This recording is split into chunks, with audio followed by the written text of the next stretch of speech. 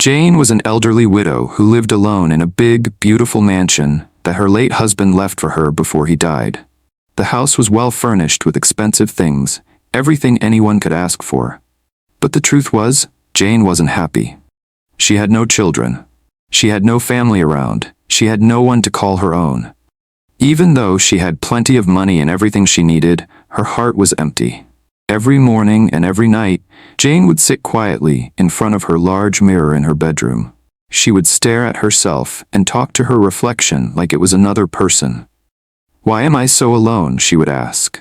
"I have no man in my life, no child to call mine. My late husband loved me and left me all this wealth, but what is wealth without a companion?" She would shake her head slowly, wiping tears from her eyes. "People think I'm enjoying life," she continued, "but they don't know what I go through at night. During cold nights, I shiver alone in bed like a chicken that just came out of cold water. There's no warm arm to hold me, no voice to say goodnight, no one to laugh or cry with." Jane's loneliness grew deeper with each passing day. She never remarried after her husband died. She felt it was too late. Her heart ached for the love and joy of having a husband beside her or a child calling her mama. Sometimes, she would walk around the house touching old pictures, smelling her husband's clothes, and crying silently. "This life is useless without someone to share it with," she would say. "A house is just a building without love inside. My soul needs comfort, not just furniture or gold." Jane prayed every day for peace and a little spark of happiness. Though she smiled in public, her heart cried in private. She wished for a miracle. Something or someone to fill the deep hole in her heart. Jane had only one close friend in her life, Sandra. Sandra, just like Jane, was also a widow. The two women became friends through the pain of losing their husbands. They spent most of their time together, sitting under the tree in Jane's compound or relaxing in the living room, drinking tea and talking about life. They shared their struggles, their good and bad days, and comforted each other like sisters. But there was one difference between them that always made Jane feel small. Sandra had a daughter, and Jane had none. Sandra's daughter, Rose, was her pride and joy. She always talked about her with a big smile on her face. "Jane, if you see my daughter Rose, you will think she's a goddess," Sandra would say. "Men flock around her as if she's the only lady in this community. She's tall, fair, and graceful. Sometimes I just sit and thank God for blessing me with her." Each time Sandra started talking about Rose, Jane would smile and nod her head, pretending to be happy. "Wow, that's good," she would say. But deep inside, her heart was breaking into pieces. Jane didn't hate Rose. She was just jealous. Very jealous. Every time Rose's name was mentioned, it reminded her of what she didn't have. It reminded her that she had no child to hug, no daughter to dress for marriage, and no one to carry her name. She would think to herself, why does she always talk about her daughter? Can't she see how painful it is for me? Doesn't she know it raises my blood pressure each time she boasts about her Rose? But Jane never had the courage to tell Sandra how she truly felt. She was afraid that Sandra might take it the wrong way or stop visiting her.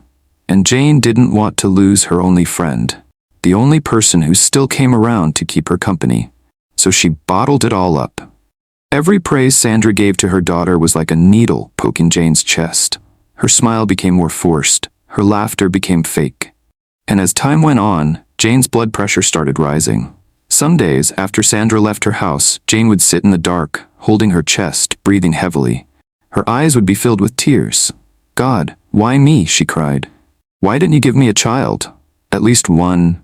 Just one child to love. Even if the child is not perfect, at least I'll have someone to call my own." But the tears didn't bring answers. Jane continued to suffer silently. She envied her friend, yet she loved her too. And the worst part was, she had no one to share her pain with.